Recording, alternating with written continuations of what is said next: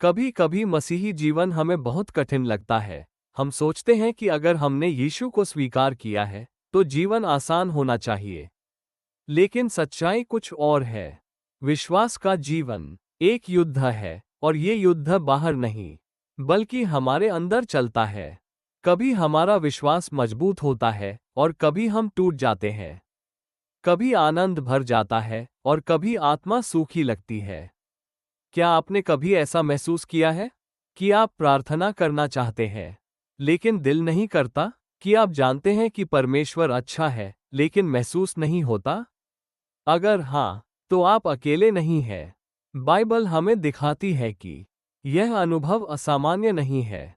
राजा दाऊद, जो परमेश्वर के मन का मनुष्य था, वो भी ऐसे समय से गुजरा।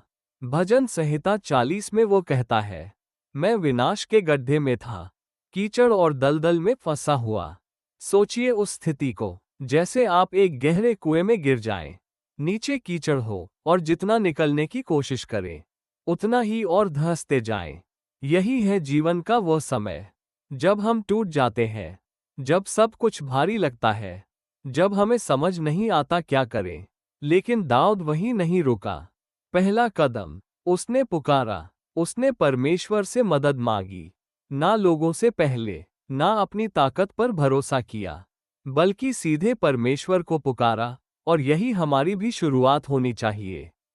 जब हम गड्ढे में हों तो सबसे पहले परमेश्वर को पुकारें। दूसरा कदम, उसने इंतजार किया। ये सबसे कठिन हिस्सा है। हम तुरंत जवाब चाहते हैं। हम चाहते हैं कि अभी सब ठीक हो जाए।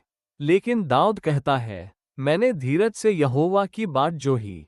इंतजार करना विश्वास का सबसे बड़ा प्रमाण है, क्योंकि इंतजार में हम कहते हैं, प्रभु, मैं जानता हूं तू आएगा तेरे समय पर। और फिर तीसरा कदम, परमेश्वर ने उसे निकाला। वो उसे उस गड्ढे से बाहर लाया और उसके पैरों को चट्टान पर रखा। गड्ढे से चट्टान तक, यही है परमेश्वर का काम। वो हमें अस्थिरता से स्थिरता में लाता है, डर से विश्वास में लाता है। और जब वो हमें निकालता है तो एक और चीज होती है, वो हमारे मुंह में नया गीत डालता है। एक नया गीत जिसमें धन्यवाद है, जिसमें खुशी है, जिसमें गवाही है। और यही गीत सिर्फ हमारे लिए नहीं होता। बाइबल कहती है, बहुत लोग देखेंगे और परमेश्वर पर भरोसा करेंगे। आपकी कहानी किसी और का उद्धार बन सकती है।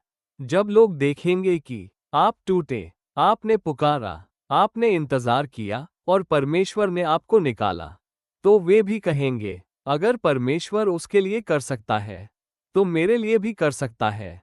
तो आज अगर आप गड्ढे में हैं, हार मत मानो, पुकारो, इंतजार करो और विश्वास रखो, क्योंकि परमेश्वर आपको बाहर निकालेगा। और जब वो निकालेगा तो सिर्फ आपको नहीं बदलेगा, बल्कि आपकी कहानी से दूसरों का जीवन भी बदलेगा।